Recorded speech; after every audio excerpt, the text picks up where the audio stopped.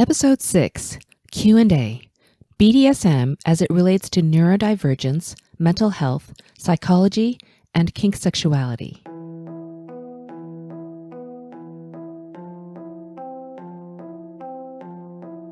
Welcome to Lightworkers Who Play in the Dark, where we bring the darkness into the light.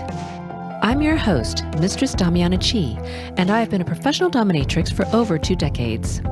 I'm also a certified sexologist and a kink life coach. I hold a Ph.D. and a master's degree in psychology. I am the founder of the Evolutionary Dominatrix Academy and the creator of Conscious Kink Community. These podcast episodes will feature different themes like Q&As, where I answer kink-related questions from my listeners, topic interviews with people in the BDSM community, and femdom psychodrama scenes in which I dominate a submissive while you listen in, as we get into some dom space and subspace together. Now, let's get on with the episode. The following are 4 really great questions from my Patreon members about BDSM as it relates to psychological and mental issues. I'm sure these same issues are on the minds of many kinksters out there, so hopefully my responses can be of help to some of you who are listening out there. It was a pleasure to offer my responses to the following questions asked by Kevin, Anna, Zishan, and Jake.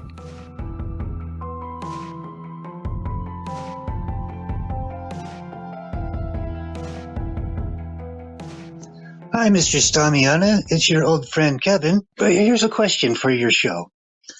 Recently, I found out that I've been a lifelong sufferer of ADD.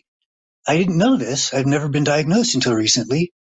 And then looking back in my past, I see how that has clearly affected my relationships, including my BDSM relationships. I was just wondering if you've ever had any experience with folks with such a condition, and how would you deal with that? Or maybe other minor mental disabilities. So that's it. Thanks for letting me ask a question. Bye. Hi, Kevin. Thanks for asking this question. So ADD stands for Attention Deficit Disorder, which I believe is now being referred to only as ADHD now, which is Attention Deficit Hyperactivity Disorder, which is the wider umbrella of what ADD falls under. So this refers to the neurodivergence that affects attention and concentration. People with ADHD are distracted, or they have difficulty following instructions or completing tasks. So if you are in a service type role in your DS relationship, this might pose a problem. Everybody has ADD, or to some degree, except if you are a monk who has trained his mind to focus so intently that you can quiet the monkey mind at will.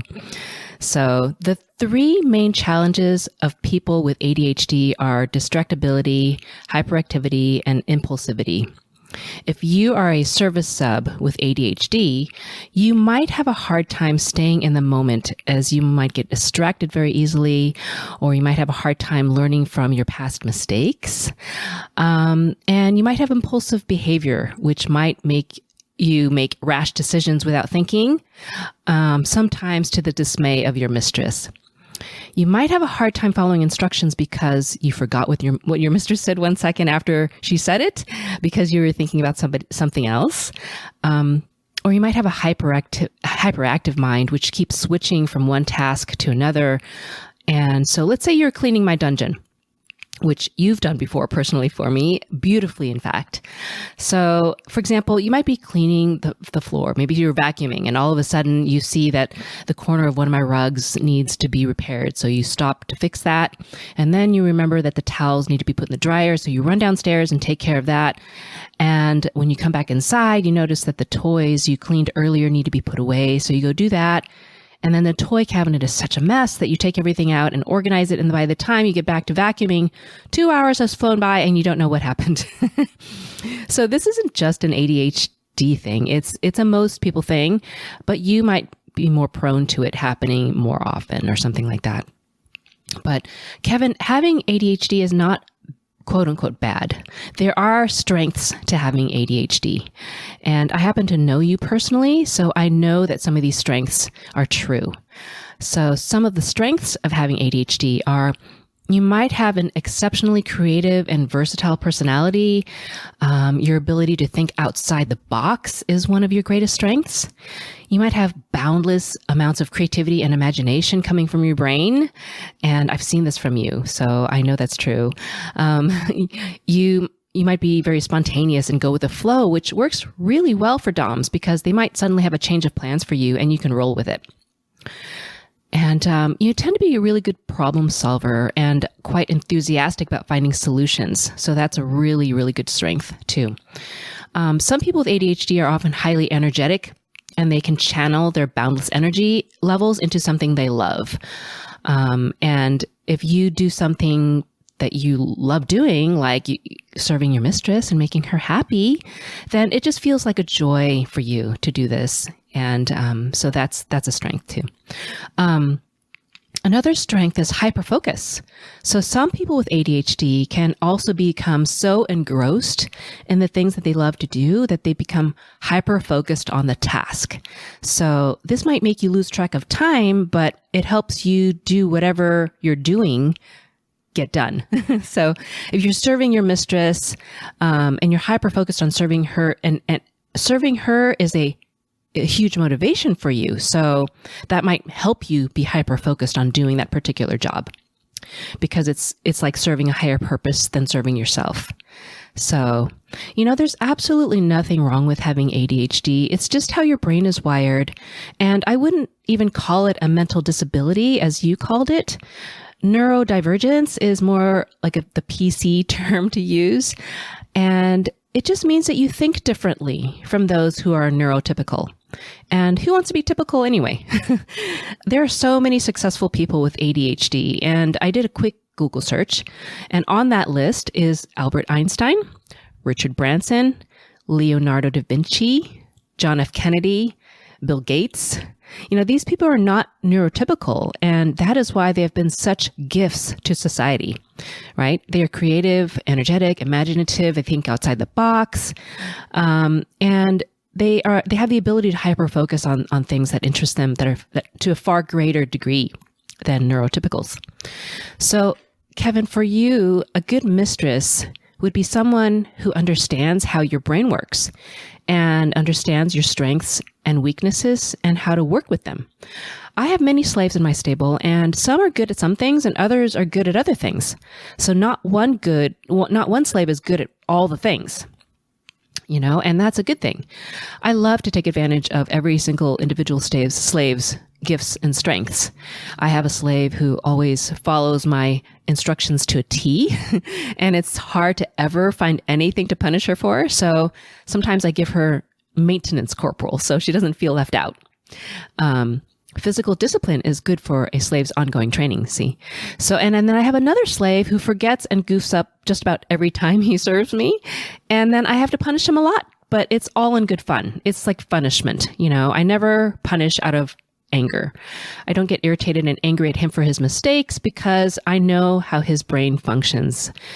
And yeah, so I hope that you find a mistress who understands you and can harness your positive qualities to her advantage, while also providing guidance to help you try harder to remember the things she teaches you. And someone who has that kind of patience with you will also be someone who you will find yourself more motivated to serve than someone who isn't as patient with you.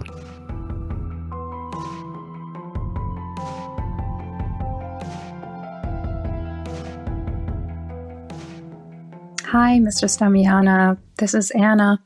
I wanted to ask about the mental health aspect of BDSM. I am submissive, but I have never actually done a session.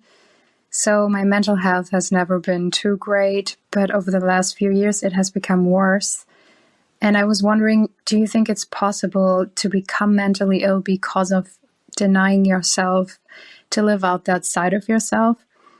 And also, do you think there's a connection between being submissive and feeling the need to self-harm, for example? I guess what I'm asking is it such an important part of us that we need to actively live it in order to be okay? Thank you so much for answering the question, and all the best for you. Bye. Hi, Anna. This is such a good question because I'm sure that many, many people out there in the world wonder what the effects are of denying themselves of the experience of BDSM.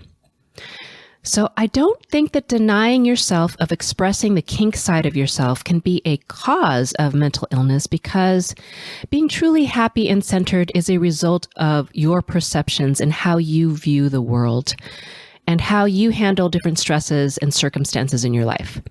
So with this philosophy, you can be happy no matter what you have or don't have. But I know it's not that easy. I know it's dealing with mental illness is a struggle, and it's a huge struggle, and it's something that people do struggle with, sometimes lifelong if they can't find a solution to this. But to go back to your question, I always say that Kinksexuality is a real sexual orientation, and Kinksexuality runs on a spectrum within every individual. So try to picture a scale with vanilla on one end and kinky on the other. Someone can be very vanilla with just some curiosity about kink, and they just want to dabble in it. And another person can fall right in the middle and be sort of bi, where they're half and half kinky and vanilla. And then another person can be very kinky to the core of their being and have almost no vanilla tendencies whatsoever, and they've felt kinky as long as they've been alive. So I have a theory that people can go up the scale from being vanilla to kinky, but they can't go back. So people become more and more kinky the more they experience and explore kink. And once you have a kink, the more that neural pathway gets formed and practiced, and the stronger it becomes. So let's say that you are someone who is very, very kinky, and all of your sexual fantasies are deeply kinky. Let's just say that you feel that your sexual orientation is on the highly kinky end of the spectrum.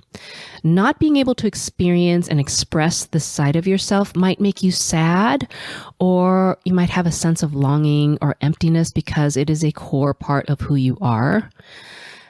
And it might be equated to having a feeling of longing to, let's say, finding your soulmate because you've always seen yourself with a life partner, or longing to have a child because you've always seen yourself as a mother, or longing to be an actor, or living on an island instead of the city.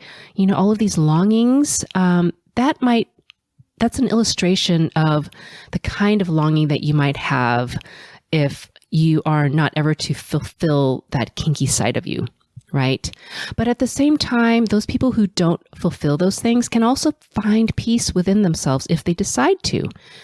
Like the woman who has accepted that she won't be a mother in this lifetime and be okay with it, or someone who's accepted that they will never become an actor. You can choose to be at peace with your decisions, whatever they may be. And again, not simple. There's a process, and there's a, and it might take some time to get there. But then also, these same people can decide at any moment to change their minds. The woman who couldn't have children can adopt a child when she's 50, or the other person who can become an actor at 70. So I have someone in mind who I want to illustrate. He's a very special slave of mine who's been serving me for about 10 years now. He started seeing me in his mid-60s. He's always felt kinky his whole life, and always knew that this is a core part of who he is. He pushed down his kinky desires and ignored them for most of his life. He had a successful career, happily married, raised 3 children, went on to have other children, so he's a grandfather. And then finally, around age 65 or so, he came to see me for the first time. And he'd never served a dominatrix before, so he came to see me, and I began slave training him. And he has turned into one of the biggest pain sluts I have.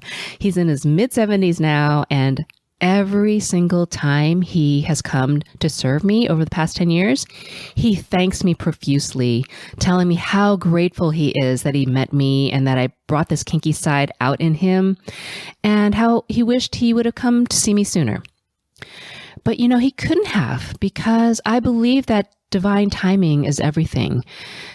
When everything started slowing down for him, then he was able to make his needs more of a priority in his life. Then he began to make space in his life for BDSM. And maybe if he met me earlier in life, I wouldn't have been a fit for him at that time. Maybe I, at that point in my dom journey, wouldn't have been right for him. And so, and maybe he would have met a different dom earlier in life. And maybe that experience might have spoiled BDSM for him and left a bad taste in his mouth for BDSM. And then he might not have ever wanted to try it again. So that happens, unfortunately. I've heard stories like that. But fortunately, that didn't happen to him. See, his story came out the way it did. And I believe it was divine timing. So my advice for you is to not feel like you are cheating yourself or denying yourself if you don't have BDSM experiences right now. I think it is more important for you to find the right person or people to explore this with. And I think that's part of the reason why you're waiting, and I think that's smart. Now, to answer your question about self-harm and how that relates to BDSM, it is very important to distinguish the difference between self-harm, which is not a healthy act and not BDSM, and inflicting pain upon oneself as part of erotic play. We don't use the word harm in BDSM. The terms we use when we play are like hurt or suffer, like I enjoy hurting you. I enjoy making you suffer for my pleasure, which those are fun and sexy words. The word harm is not sexy because it has a negative, non-consensual feel to it. So if you are harming yourself because your feelings of depression and anxiety are too much for you to bear, and you're looking for a release, then that is not submissiveness or BDSM. Self-injury, when done in that context, is a signal that there needs to be some sort of emotional healing. There are different healing modalities like breath work and body work that can be really effective ways to get you feel your stuck emotions and release them in healthy ways. So I hope you can find good therapists and healers to support you through your healing process, Anna. And I am sending you so much love and support your way as well.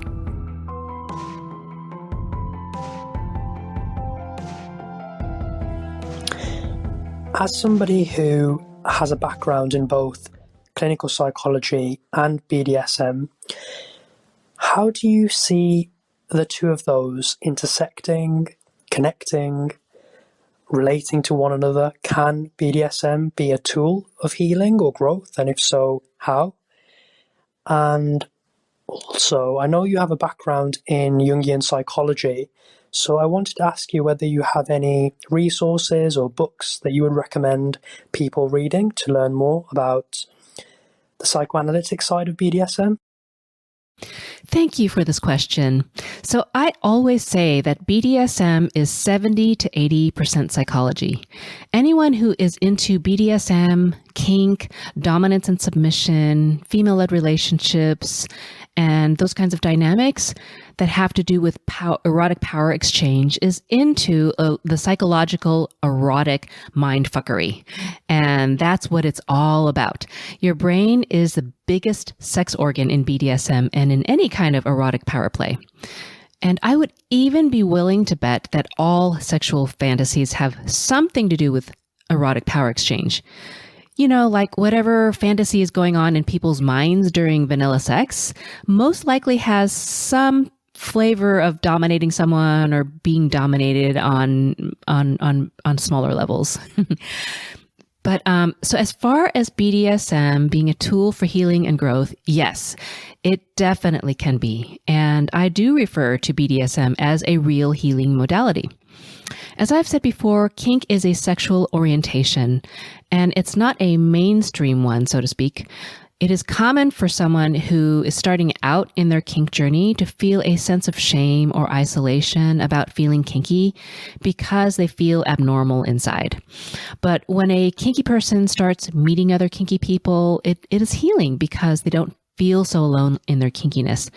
And then when they start playing with people with their kinks, their shame might start going away. And then when they find someone who they truly connect with and feel safe with, who really gets them at the core of their kinkiness, this person can act as a partner or a guide in their journey of self-exploration and discovery in kink, which is truly healing. I've been through many years of clinical training in psychology, and I've learned many techniques for therapy, and I have learned from many mentors and teachers in the healing field. And they say that all healing, what it comes down to is feeling loved and seen.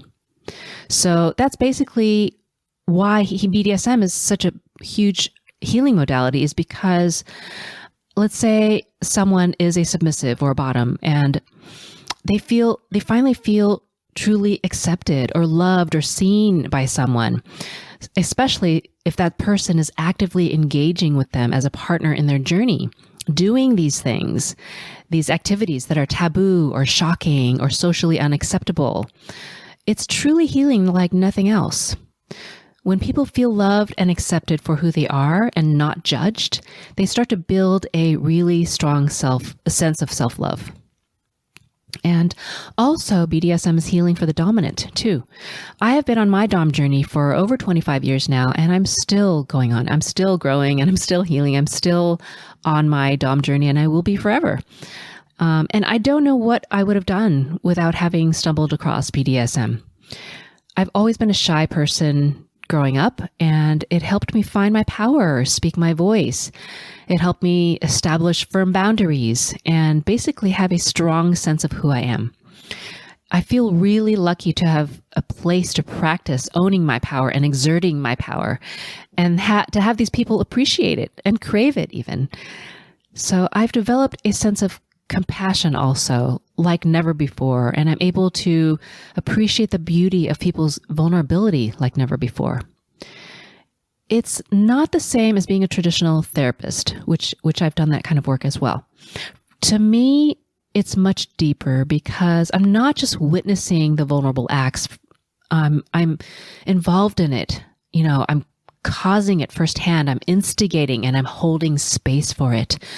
And that's what makes it so truly profound and deep and beautiful.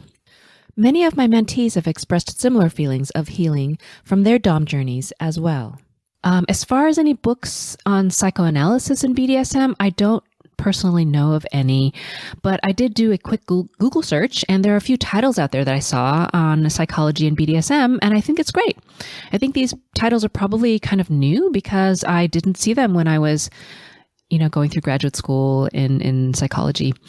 I can't recommend any of these titles because I haven't read them, but I encourage you to check them out and let me know if you found any good ones.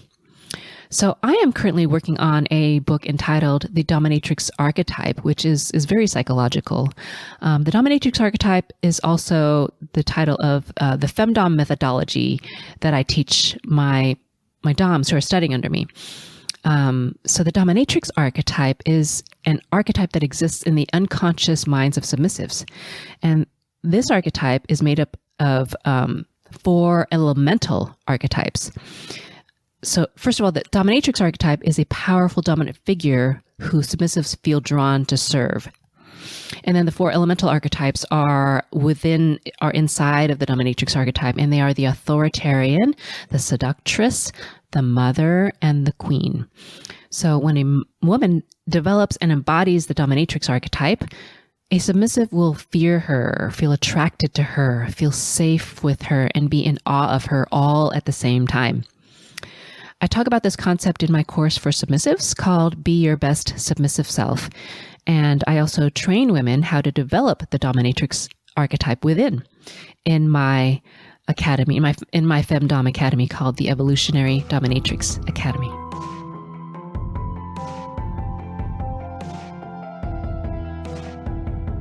Hello, Mistress Chi. My name is Jacob, and I have been infatuated with the world of femdom since I was around 11 or 12 when I first discovered it. At the age of 5, I first encountered pornography. Though I was completely new and didn't even know what pornography really was, I was hooked. As time went on, I dove deeper and deeper into the femdom rabbit hole. I have a memory of being around 6 years old and making a bet with my best friend, a girl I had known since I was 2. And if I lost the bet, she had to sit on my face. Well, I intentionally lost the bet. I was always enticed by the idea of being forced to do something by some beautiful woman. I am currently 25, and though I am a very commanding and authoritative person, I am still infatuated with femdom and have a sort of femdom relationship with my wife. Is my love of femdom simply indicative of my nature, or is that due to the nurture of having been exposed to femdom for so long as a child?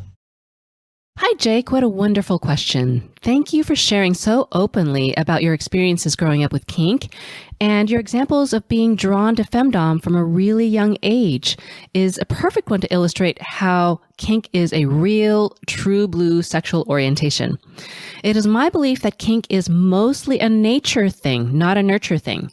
I think that most people who are kinky were wired that way from birth or even before birth, and it's in your DNA. So for some people like you knew you were kinky from a tiny age and your fascination with porn kind of clicked with that inner knowing. For other people, maybe they were wired that way. They're also wired that way, but the realization happened in their adolescent years. That's when it clicked for them. For others, they might think they're vanilla all the way until their 40s when they discover kink, and then it clicks for them then. So everyone has a different self-discovery timeline, but I think that the wiring has been there all along.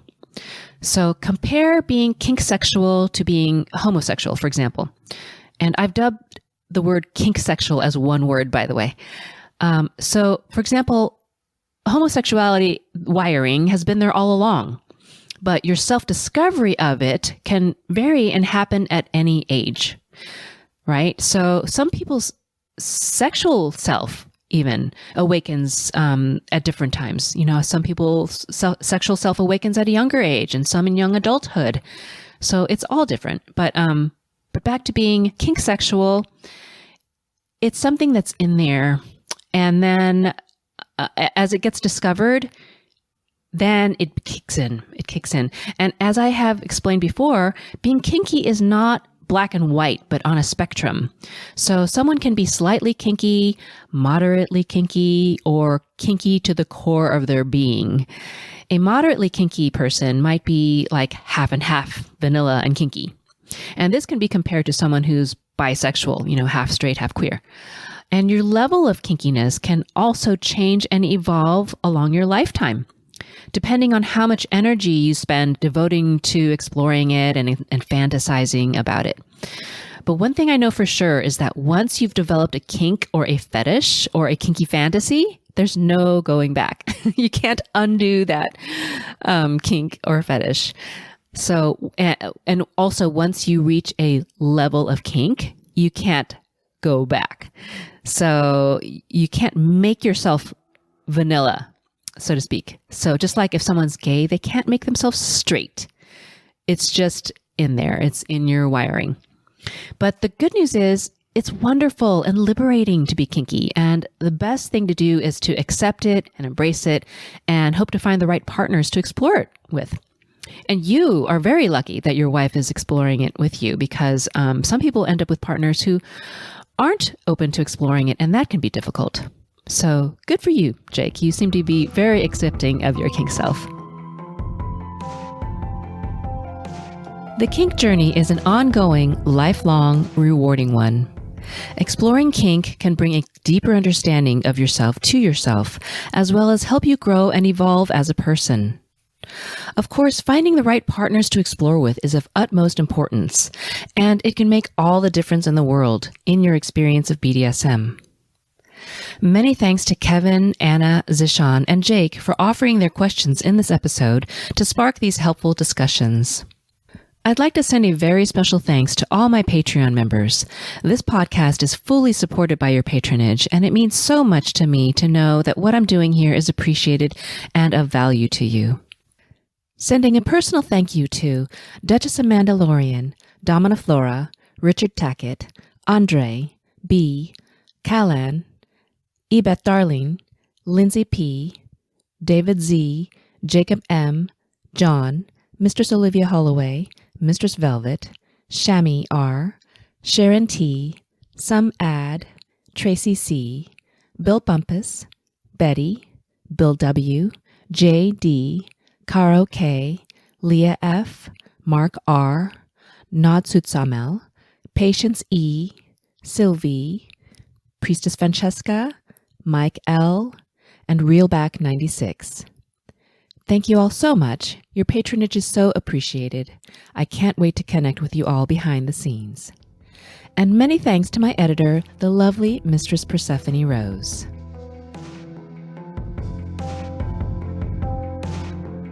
Thank you for listening to Lightworkers Who Play in the Dark. I love providing valuable BDSM content to my community, so if you would like to support this podcast, please become my patron by going to patreon.com/DamianaChi Ph.D. My patrons receive different benefits, like asking questions for Q&A episodes, free access to Conscious Kink community, and personal video chats with me on a weekly basis. The Patreon link and other links to my different websites, where you can apply for BDSM sessions, kink-centered life coaching, the Evolutionary Dominatrix Academy, and Conscious Kink Community, can all be found on DamianaChiPhD.com. You can also connect with me on social media at DamianaChiPhD. If you love this show, please share and subscribe. And until next time, sending love and kinky blessings to you all.